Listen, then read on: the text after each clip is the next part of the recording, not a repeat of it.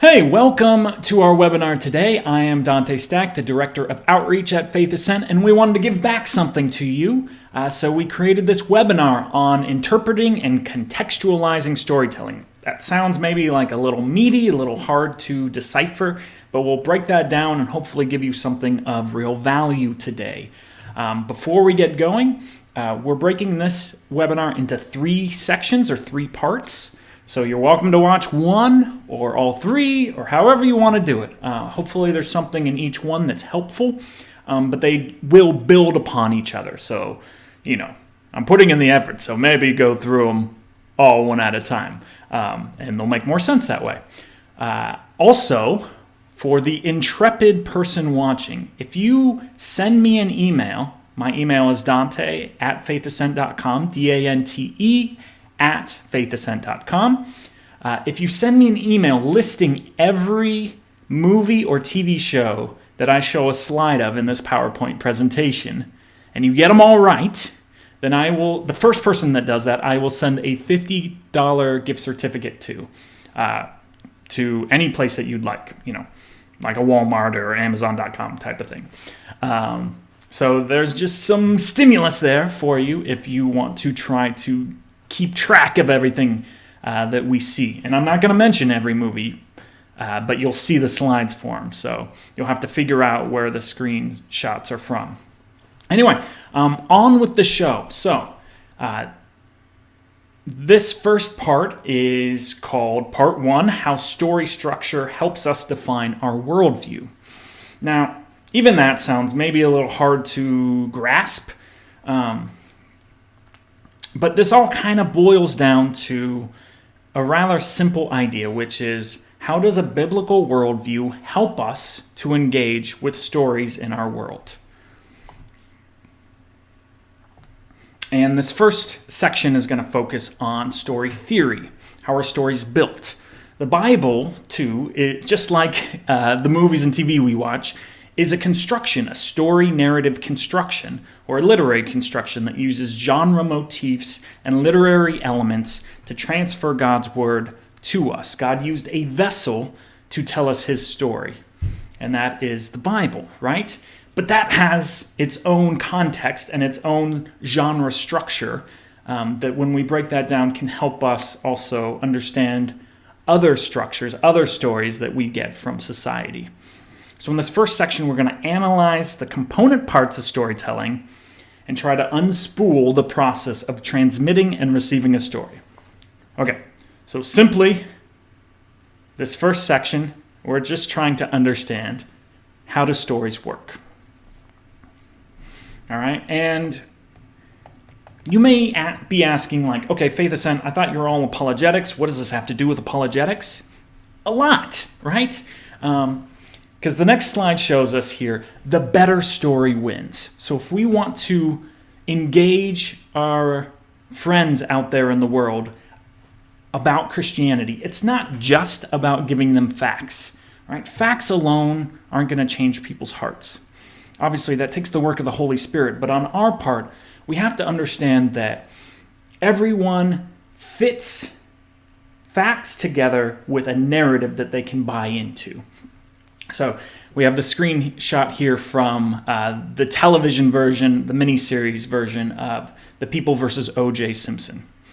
And if you look at the Simpson trial, I don't think I'm out on a limb to say the facts point to O.J. Simpson was guilty of murdering 2 people. Yet a jury of his peers found him innocent. Why? If the glove doesn't fit, you must acquit.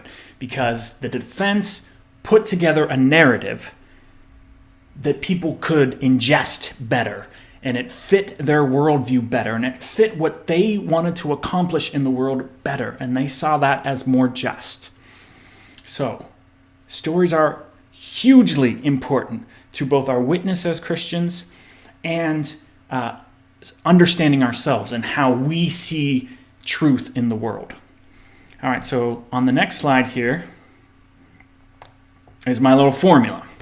All right, perceived facts plus a narrative, plus a story that kind of ties all those facts together can equal our big worldview. We'll speak more about this in a moment. I want to keep moving here, though.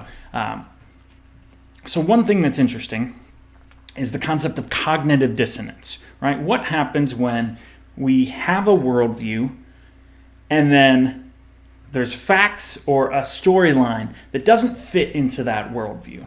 It's called cognitive dissonance. An interesting example is from the Harry Potter series, the books and the movies. Now, I'm not a Harry Potter file or big-time fan, but I saw this, that Harry Potter's mother in the books is supposed to have the same color eyes as Harry Potter. And so he's orphaned, but the people that he runs into that know his mom say, like, oh, you have the same color eyes as she does. Except when they went to make the movies, they cast a young actress to play his mom that had brown eyes when Harry Potter, or the actor Daniel Radcliffe, had blue-green eyes. So what this ended up spiraling into for the big Harry Potter geeks out there is all these conspiracy theories, right? All of a sudden the facts didn't fit with the narrative. So there's some cognitive dissonance, and you had to either come up with a new narrative that might change your whole worldview, your whole system of how you evaluate Harry Potter, or just throw out that fact and say, okay, that was a mistake, whatever. We do this a lot in our daily lives. And we see this process of cognitive dissonance show up several times in the Bible itself. So, first time we see it, I think, really on display is in the story of Job. Job is just tormented with all these horrible things happening to him, his children being killed, his wife hating him, the painful boils that are growing on his body, and yet the Bible consistently tells us over and over again that Job was a righteous man. When Job then calls his friends to come talk to him, his friends can't compute this, right? There's no way that this reality fits into their worldview. They believed in a world where God always did what was just to every individual in their lifetime, right? So the righteous man gets to reap good rewards. Since Job was suffering so much, in order for God to be just, Job couldn't be righteous. So they keep talking in circles for 40-odd chapters, trying to convince Job that he's really in the wrong here. Job is struggling and suffering through this cognitive dissonance of the facts don't fit the narrative. The facts don't fit the narrative. And because of that, maybe my worldview needs to shift. That's what Job's internal struggle is all about. Maybe God isn't righteous, maybe God isn't just. And then the other example is the ministry of Jesus himself, right? He comes on the scene, and because he's not the Messiah that everyone expects, because he's doing things differently than the Pharisees expect the Messiah to look like and to act and to do, they say, this doesn't fit our narrative. We're throwing these facts out. We're throwing the facts of Jesus performing miracles. We're just going to throw that out. We're not accepting those facts. So cognitive dissonance, that's kind of like a rabbit trail that I just wanted to highlight early on because it's kind of a part of the whole process of storytelling and the reason why the better story wins. Because we need to fit facts into a narrative that makes sense in order for us to keep refining our worldview. Okay, so going back to our little algorithm here, perceived facts plus narrative equals worldview. We can also reverse that, right? We can say a worldview that takes facts out of its equation minus facts can equal a changed narrative. What do I mean by that? Okay, let's say you have an atheist who believes the whole world runs computationally, right? There's no supernaturalism in this atheist worldview. What happens when that atheist has an experience of, let's say, seeing a ghost? Something that doesn't fit whatsoever into that atheist worldview. the perceived facts now break down. And he's going to change his narrative somehow, right? And when he changes his narrative, the story he tells himself to make sense of the world, that could, over time, also then impact his broader worldview outlook, right? He might have to eventually abandon non-supernaturalism because of this experience with a ghost. So we can see here, we as people are constantly forming and reforming our worldview through this process of living our lives, experiencing facts and experiences that impacts narratives. Sometimes the narratives are little, so they don't change our worldview, but sometimes lots of little stories compound, and then that changes our worldview. Normally, this process happens a ton between the ages of like 16 and 26. That decade of early adulthood is when people tend to kind of have the most impact on the worldview. And then once they're 26 or so, usually their worldview is set, and that's when they start just allowing cognitive dissonance in their life. This is what the Pharisees did, right? They have a set worldview. When Jesus comes on the scene, doesn't fit, so they throw it out. And that allows them to keep and maintain their worldview, but either facts or little stories have to be thrown aside sometimes for that narrative or that worldview to stay the same. So this, for us in the apologetics community, in Christian formation community, it shows us like really that early adulthood is the time that we have when we can make the most impact on how people understand Christianity and process it and live out their Christian witness. Okay, enough with that. Let's get into story itself. So, what is story?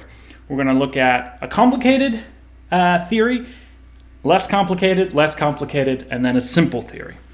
So, the complicated theory came about in the 20th century by a scholar named Joseph Campbell. He wrote a book called Hero with 10,000 Faces. And the general principle is that every story, based in Greek myth really, goes through an 8-point circle. You can see here the slide, the 8 points: the call to adventure, the first threshold, the road of trials, the abyss. Sometimes that's called in the belly of the whale. And then the transformation, the apotheosis, the return threshold, and the final return or climax. And then we've gotten back to where we began at. So I'm not going to spend time on these 8 stages because once he established 8 stages, then other scholars were like, okay, but each stage has 3 mini stages, and you can get really complex with this. And I don't know how helpful it is for the common person to like watch a movie and try to say, okay, at minute 7, we're hitting this beat. In minute 24, we're going on the road to trials. You know, that's fun for us movie nerds, but not super applicable to the rest of us. So a simpler way to look at story structure is to simply say that stories in general, now there's always outliers, but in general, stories fall into a 3-act structure. A departure, an initiation, and then a completion. So we have a character and something in the world changes or needs changing. So they go on an adventure. So realizing that something needs to be changed is Act 1. Then the protagonist goes on an adventure to fix it. That's Act 2. And then returns back to normalcy by the end. And that's Act 3. And sometimes normalcy has consequences, so it doesn't look the same as the beginning, but it's a return to like homeostasis. So another way to look at this on the next slide here, we can see Act 1 is the setup, Act 2 confrontation, and then Act 3 the climax and resolution. All right, so what does that mean with real world stories? Give you a few examples here. Let's look at Star Wars. All right, first Star Wars movie, Episode 4, A New Hope. So it begins with the call, right? Princess Leia shows up on the R2-D2 screen, and Luke leaves his planet and goes on an adventure. That's Act 1. Act 2, we hit the confrontation. We learn who the real enemy is with Darth Vader, and we need to struggle to figure out a plan to destroy the Death Star. And then Act 3 is overcoming that, destroying the Death Star, and getting rewarded for it. All right, Beauty and the Beast. Was it Belle's father goes missing? She searches for him and arrives at the castle. Act 1. Act 2. Belle and the Beast kind of fall in love and go through their adventure of falling in love. And then Act 3 is let's kill the Beast. And will they get to live happily ever after or not? With yes, they will. And now Belle's new normalcy, her new homeostasis, is getting to live happily ever after in the castle with the now beautiful Beast. All right, Titanic, even simpler. Fall in love. Iceberg right ahead. Survive the iceberg. Remember Jack in your dreams. All right, even things like TikTok videos, which sometimes are 10 seconds long, tend to have these like 3 acts. They're a little simpler, right? The best example of these are any of those like trick shot TikToks where someone is making an impossible basketball shot or something like that. So the 3 acts are just orienting yourself as the viewer, figuring out what's going on, and then setting up the anticipation. Oh, he's going to make this shot. How's it going to go? And then 3, the big reveal. We can break this down, I think, even further to say we process information in 3 beats, in kind of 3 stages. So think about taking an exam, right? You have your paper here, you open it up, question 1. First, you read the question. Then you have a moment of processing that question. Do I know the answer? Where would I know the answer? And you're searching through your brain. This is your call to adventure. You're trying to find the solution. And then 3, you make this choice and then move on. Or make the choice, write it down, move on. So it's kind of understanding the question, searching for the answer, arriving at the answer. So that's kind of, we started with Joseph Campbell and his hero's journey, 8 stages. Then we said, let's break it down more, get down to 3 stages. And let's say, let's get simpler still and say, can we break it down to 1 idea? Can story be broken down to just trying to accomplish 1 task? I think so. And that answer is every story is trying to come to a conclusion on will there be justice or not? Is there justice? And this can look a variety of different ways. But Act 1, your Act 1 search for justice is something unjust is happening or about to happen. Act 2, the stakes are raised. Oh man, if this doesn't end up justly, it's going to be so bad. Here's why. And then Act 3, you arrive at justice being achieved, or justice is unattainable and the world is unjust. Tragedies end with that idea, right? So the 3 stills here I have are from the movie Children of Men. So Act 1, we're introduced to a world where for some reason, no one knows why, women are infertile across the world. But 1 woman shows up that is pregnant, astonishingly.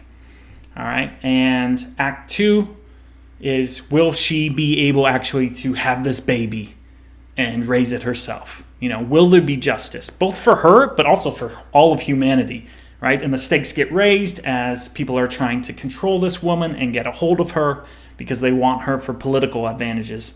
And then Act 3, yes, they get her to safety. She's going to be able to raise her child in a safe haven, and humanity will continue. So for Children of Men, yes, there is some justice. There is hope. All right, so can this work, looking at stories in 3 stages, 3 acts, can this work looking at Bible stories? So here we go. we're going to run through these real fast. We're going to look at Noah, Joseph, David, Job, Jonah, and then Jesus. So Noah, Act 1. The world is wicked, so God says everyone's going to die.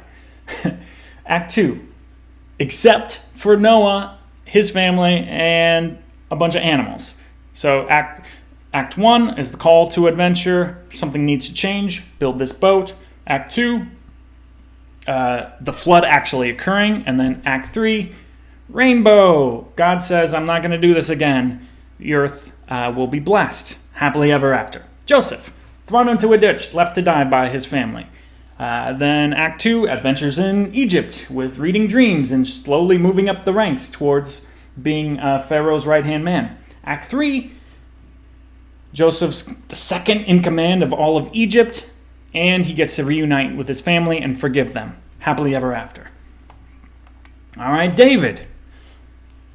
The wickedness of King Saul leads to Samuel anointing David as the next king, but David has to go through all these adventures, running away from Saul, killing Goliath, a bunch of different adventures. And then Act 3, Saul dies, David gets to be king of Israel, happily ever after. Job, all right, we already talked about Job a little bit. Bad things happen. The stakes are raised as Job's friends continue to say, you're also in the wrong. Not only are you suffering, Job, but you're also spiritually bankrupt.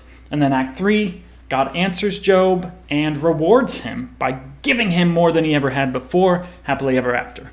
Jonah, called to Nineveh, run away from Nineveh, and then eventually get to Nineveh, and all the Ninevites start repenting. Happily ever after for the Ninevites. All right, Jesus. We have the prophecy of Jesus and the birth of Jesus. Jesus' 3-year mission, and then the promised Messiah is crucified. Wait, happily ever after. Doesn't quite fit. We need a 4th act for Jesus. More on that later. All right, so I'm mentioning this next slide more for the next 2 webinars than for this one. But there's some devices that storytellers use that I think are good to know. So the first one's called the Save the Cat device. So the idea is I can make my main character, or any character I want, as horrible as I want. Let's take a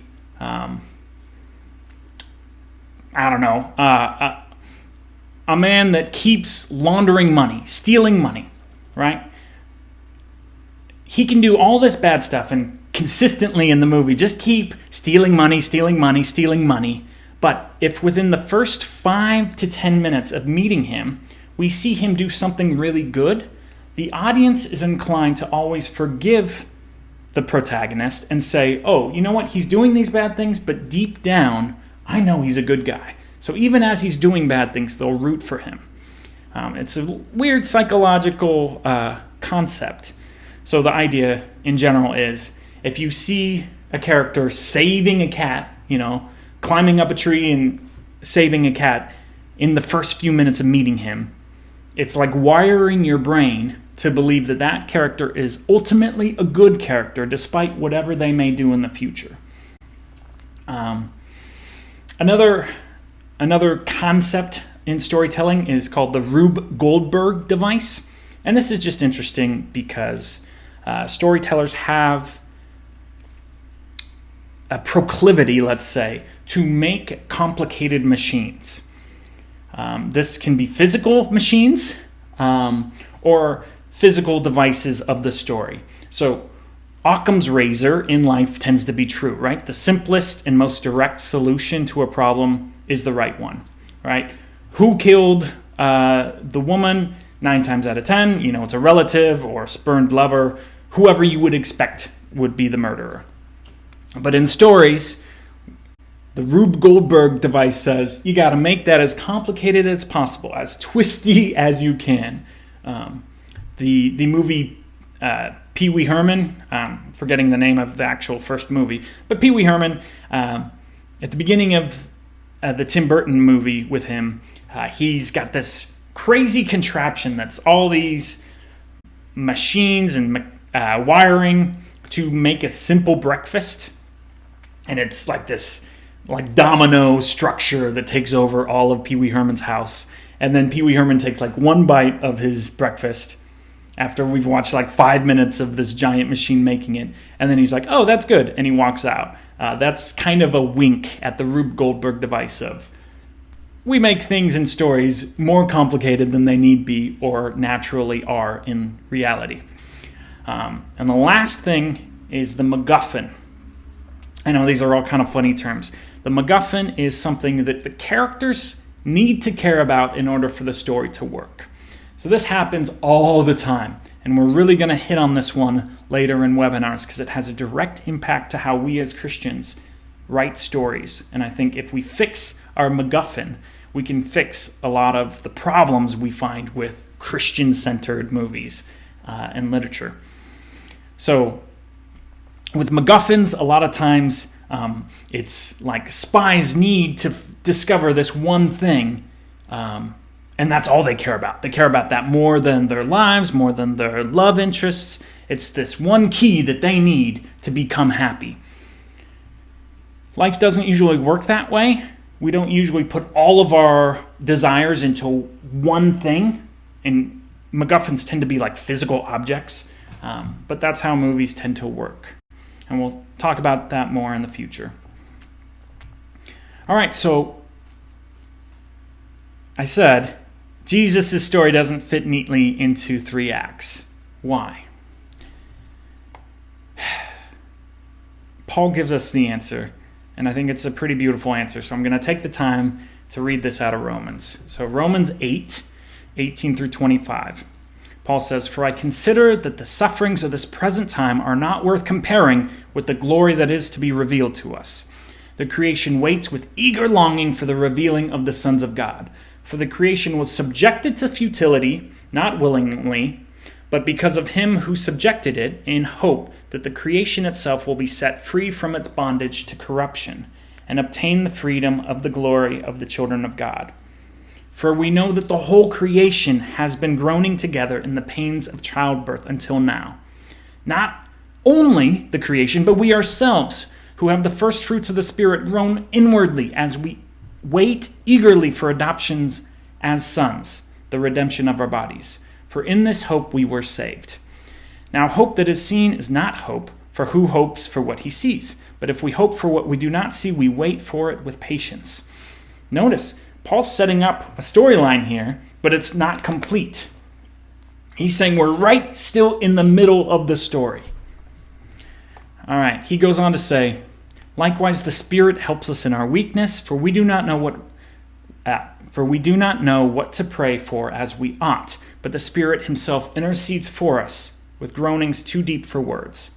So he's saying, even as we're in the middle of this story, what we need, our MacGuffin, our inward groaning, doesn't even have an answer in anything that we can really put to words. We can't make a story out of what we lack.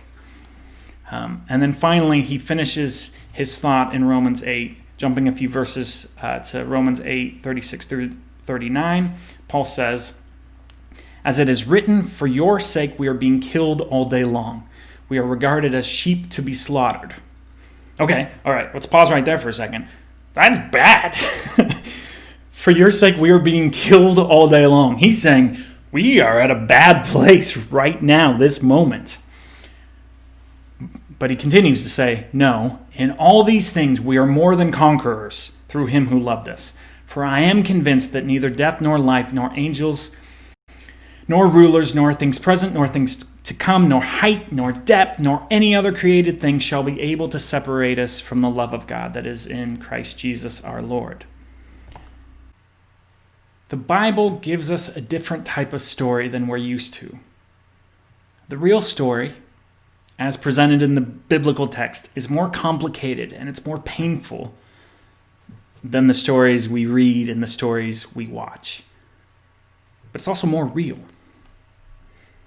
All right, I did the 3-act structure with Noah, Joseph, David, Job, Jonah, and Jesus. But let's do it again real quick. So with Noah, the world's wicked. there's going to be a flood. The flood happens. There's a rainbow. But that's actually not the end of the story, right? There's a fourth chapter in the story of Noah. Noah drinks himself to drunkenness and then curses his sons. So even though if we ended it right at 3 acts, we get God blessing the world, we then get humanity cursing itself. And Noah, being the father of pretty much everyone at this point, has now cursed the world. So there's really a fourth act, and it's not so good. Joseph, thrown in a ditch, adventures in Egypt, reunited with family, but then everyone moves to Egypt, and we have 400 years of slavery. So Joseph's move to Egypt kind of results in the Israelites being enslaved for 400 years. David, we get wicked Saul, David anointed, adventures to become king. Then finally he becomes king.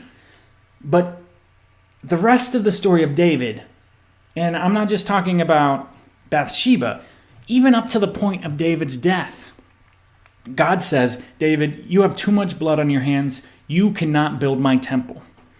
So David says, okay. And then on David's deathbed, he goes to his son Solomon, who's going to inherit the kingdom, and says, hey, Solomon, I need you to kill a bunch of these people that are on my to-kill list. So as you become king, you need to kill these people for me. David still didn't get it at the end of the story that he was too bloody. He still wanted to continue killing people. David's story is not a happily ever after type of story either. Job's story, yes, God blesses him and gives him 2 times what he had before, but he doesn't resurrect his family. He doesn't bring up from the dead his dead sons. So yeah, maybe he had another family, or he did have another family that was a blessing to him. But anyone who's gone through the loss of a loved one knows that that hurt doesn't go away. There's still a lot of pain in Job's life. With Jonah, right? All right, we get to the 3rd act, and Nineveh, the Ninevites have repented. Jonah's the last words out of his mouth is, it's better for me to die than to live. Jonah himself ends up a curmudgeon that's angry at God. That's not a happy ending. And then, of course, Jesus, if we end on the 3rd act, we get him dying on a cross, his disciples spread across in fear and trembling. But then, of course, we get Jesus resurrecting. We get a 4th act. So Christian storytelling tells us the 3rd act, where stories generally end, is not our end.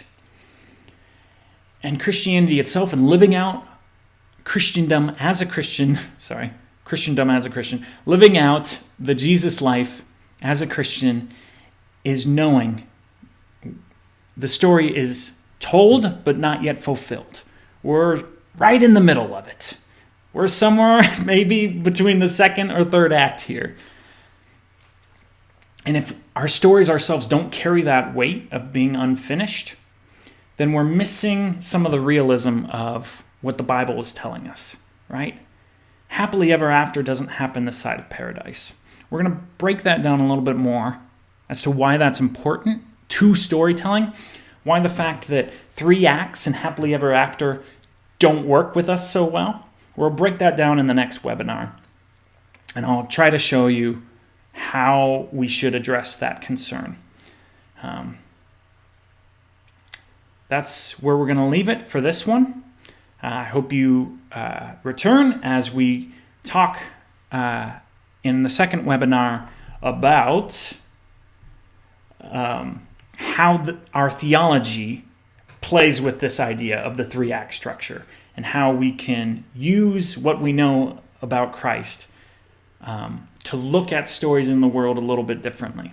But we needed to set kind of this story theory up first before we could dig into that.